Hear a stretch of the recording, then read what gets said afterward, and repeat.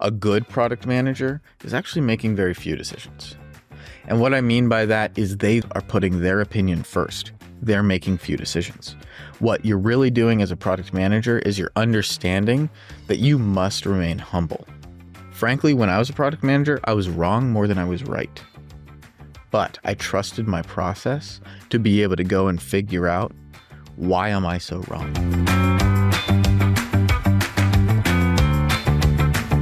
So, Nick, do you have a pellet grill? I don't, but I've really been in the market for one. Yeah. I have a green egg. I love my green egg. It allows me to make some amazing things. But it's a lot of work. The ease and accuracy of a pellet grill that I've seen some of my friends, oh man, that's frictionless. Yeah. Let's talk about it. Yeah. The green egg, too much effort for me. So I got the pellet grill. So I was going to do my first brisket, but I wanted to like clean the grill and all that stuff. Full big brisket. Full big brisket. I've done 2. I love them. Solid 16 hours. Yeah. It's overnight cooked the whole day. Yeah. So first time doing this, right? So I was planning on a weekend. So I needed a bunch of supplies to clean the grill. I needed more pellets, all that kind of stuff, right? And it was a busy weekend. So I went online. I went to the website for this chain. I won't name the company, but chain of stores that I could go place the order online for pickup. Place the order, go through the whole process, place it. I go eat breakfast, and I'm thinking, okay, right after breakfast, I'm going to go pick it up, right? And then I think, wait a minute, I haven't seen an email, confirmation email. So I look, saying that it's ready, that they've prepared it, and there's no email. Oh, actually, when I check my email, it says the order canceled.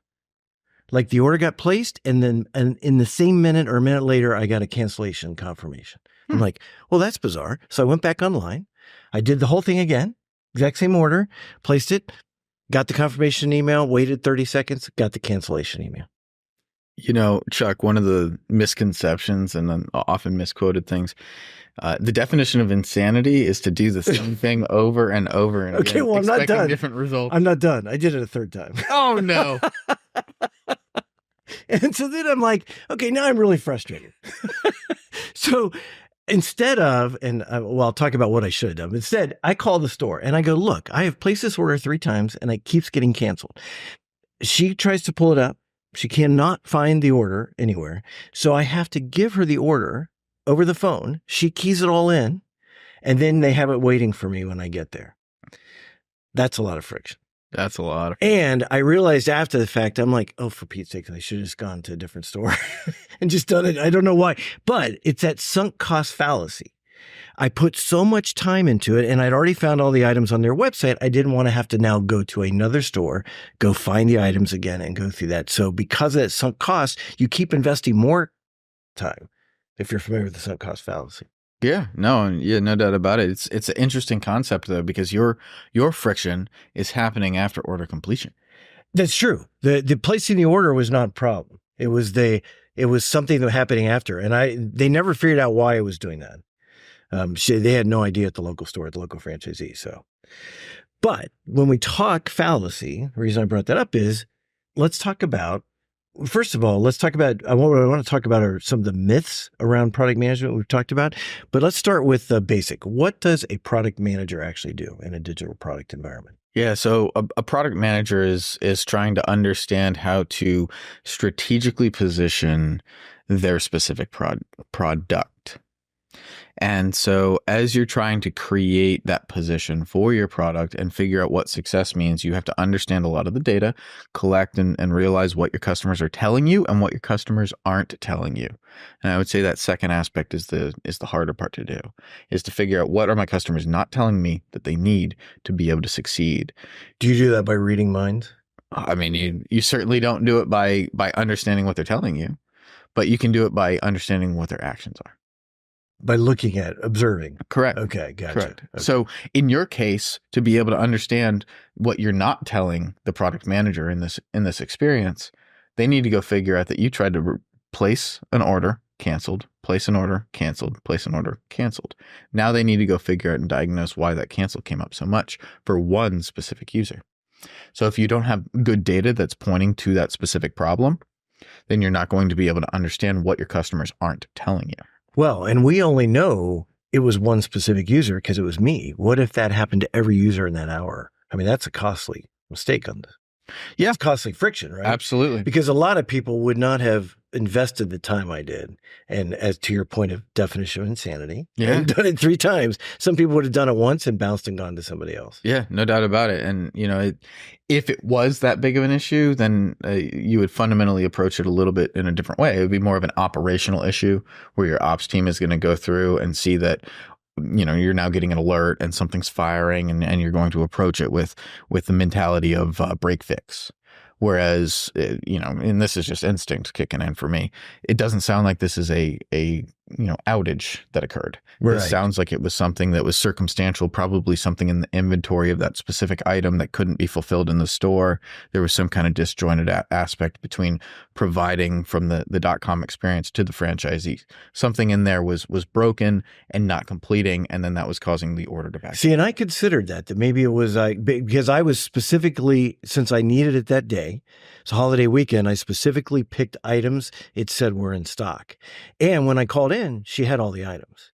So there was something triggering, but it never occurred to me, this was a holiday weekend. I wonder if the whole weekend this was happening to every order that was placed. I hope they would have alerts in place or something, some way to see that suddenly orders were not, they had an unusually high cancellation rate. I'm always one to assume that the issues that I'm experiencing are not a global issue and that there's some type of edge case. Now, how big is that edge? Some brands, it's massive. Right. Some brands, it's tiny. Right. But it's generally speaking going to be an edge case. Oh, I hope that's the case. All right. So we talked about what product managers do. Let's talk about some of the myths that we discussed. The first myth that we talked about is product management is the same in every organization. Yeah. And this is one that I got to experience firsthand because I was trained in a very academic way on what product management is through my experience at Home Depot. And so I went through a defined set of classes. It's an Orange Academy, and inside the walls of Home Depot is what you go through to kind of understand the way they approach product management. Also under Prat Vamana, he is a product innovator, really helping to instrument product management mentality in all teams, because the product management mentality is really what's making it thrive as a general approach. And so when you then exit that environment and start seeing other product organizations, I saw one directly, and then I see others through my engagement with different customers. And now as I'm seeing all those different engagements with different customers, I'm seeing that they're defining product significantly differently than I would have. So the difference is how they define product, the product role? How you define the role, how you act in the role, what they own, what they don't own, what their responsibility is, what their KPIs are, how their OKRs are set up. Everything is set up. I mean, frankly, OKR is sometimes a foreign concept to some product organizations. And that is something to me that is just a big miss. Interesting. Okay. Objective and key result. Thank you for defining OKR. So now that you're working with dozens of different product teams, you're seeing all kinds of differences in the way they're structured, what they own, where the cutoffs happen, all that kind of stuff. Yeah, and we actually talked to Jason Abdo a while back, and he brought up this point that everyone's definition of product is different. So if you go try to create a product organization, you're a director of product management, you need to create a product organization. You need 5 product managers to manage all your different products. Let's say you pick one from 5 different companies. They're going to all come in and they're going to say product management is my way. Oh, interesting. And then you're going to have a lot of internal friction to be able to solve that problem, because you now are going to have a bunch of different people that do different things. So then as the director, as the leader of this product management organization, you need to figure out what flavor of each of those 5, compare that to your own flavor. So the next myth, product managers make all the product decisions. Yeah. I mean, this is one where a good product manager is actually making very few decisions. And what I mean by that is they themselves are putting their opinion first. They're making few decisions. What you're really doing as a product manager is you're understanding that you must remain humble. Frankly, when I was a product manager, I was wrong more than I was right. But I trusted my process to be able to go and figure out, why am I so wrong? So where are those decisions being made then? Well, you're still making the decision as a product manager. Okay. But you yourself are wrong more than you're right. You need to understand that where you're collecting that data, whether it be from your engineer, from your customer, what they're telling you, what they're not telling you, or whether it's from your leaders or whether it's from your designers, whoever is providing you a lot of those information points, you have to be able to collect and understand that information, and that your opinion, frankly, doesn't matter. Okay, so it's not about that they don't make the product decisions. It's they don't do it based on their opinion. They do it based on the data. That's exactly the data drives the decisions. The data has to drive the decision, and it has to be interpreted in a correct manner. You can take your own bias, and we've talked about this with product bias time and time again. You can take your own bias and push it forward and try to prove your hypothesis instead of test it. And now you're fundamentally going to lead your product in the wrong direction because you have not been able to be humble enough to be able to say, I'm probably wrong. Okay. Interesting. Okay. So as a product manager, you're often wrong. Oh yeah, absolutely. Okay. Yeah. And that's okay. It not only is it okay, understanding that you're often wrong is the most important thing. You might lead your team down a 6-month project that you think, okay, this is huge value. I have good indicators that are telling me that this is great. And if you are absolutely wrong, you deploy this thing and it doesn't work correctly and you're wrong, you need to be able to have the humble approach to say, I was wrong. And if you don't have that ability, then you're going to lead the project in the wrong direction, and you're going to create a lot of friction on the experience. Sounds a lot like coming from a marketing standpoint of doing market research. Like when we go out and do focus groups, we have assumptions going into it. This is what we believe. What we uncover very often tells us our gut was wrong on that, and you have to believe the data. Yeah, comes out. Absolutely. Okay. You have to believe the data, but also there could be situations where the direction is correct in product, at least, where the direction is correct, and you fundamentally created a variable that was not properly controlled for. It could be something as simple as a bug. You go and you develop and you get everything done, and there's a bug that's impacting 10% of the users, and that's just enough to throw the results. So the third myth is that product management is a technical role. Yeah. And product managers obviously have to be technical, but more than that, you have to be practical, because you have to understand how to rally your team, everybody providing some level of expertise that's uniquely positioned for that team than the other. And you have to be able to rally your team to be able to be successful in developing your product. You have the vision, you have the indicators, but you also have the analyst and the designer and the engineer and whoever's part of your team to be able to create that execution. So this is where we get into that. What is a product manager? As you're trying to, as Lenny Rachitsky says, as you're trying to sync the people. That's a very important aspect of what you need to do, is you need to be able to drive that forward. So in more ways than not, you're a people manager with indirect authority. Gotcha. So people who over-index on the technical side, but don't have the people skills would maybe not make a good product manager. They might be a better developer. Yeah, maybe a good developer or an analyst, or Gotcha. There's a lot of a data scientist. There's a lot of different talented ways to go towards if you feel your core competency is the technical side, as opposed to the the practical, soft skills. Gotcha. Then it's probably better to go. So a big part of product management are the soft skills. Oh, it's the biggest part. Okay. Got it. It's the biggest part. Remaining humble. Keep in mind, remain humble. A prideful product manager is going to lead you in the wrong direction. Gotcha. Okay. Next myth is that product managers are the only ones who arrange the meetings. Yeah. Well, I mean, obviously this is an easy one. And, a lot of the interpretation is that product managers are effectively like scrum masters, where they're just coming through and trying to get everybody to say their information. But what it really comes down to, what this myth comes down to is the interpretation that product managers are the coordinators, because they tend to be the most passionate about it, because they're the ones that are so committed to the vision. Whereas the engineers, while they're not committed to the vision, or the analysts aren't, they don't lack that, but it's not the same. So the product manager is always the one pulling the whole team forward. Gotcha. And they tend to kind of coordinate those meetings.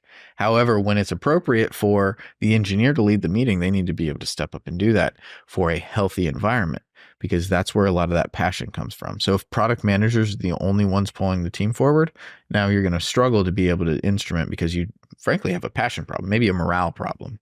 And so that's where a lot of that misconception really needs to come from. If that's the way your environment is, then you need to kind of diagnose why. Gotcha. Okay. So we're also talking healthy versus unhealthy. Absolutely. Okay. All right. Final myth isn't about the product manager. It's about the customer, and that the customer is always right. Yeah. Customer is not always right. In fact, I would say the customer is wrong more than they're right. And that's because the customer is always in the context of what they currently know is possible. But the intangible is the more valuable place to go. It reminds me of, was it I think it was Jason Abdo episode where he was talking about like the swiping in the app, where they just came up with that idea where you could swipe, and they didn't even picture that kids could use that feature. So that's a case where the customer didn't ask for that. Right. When they developed it, they found out the customer appreciated it. Yeah. And the classic example, everyone references this, but is the iPhone, right?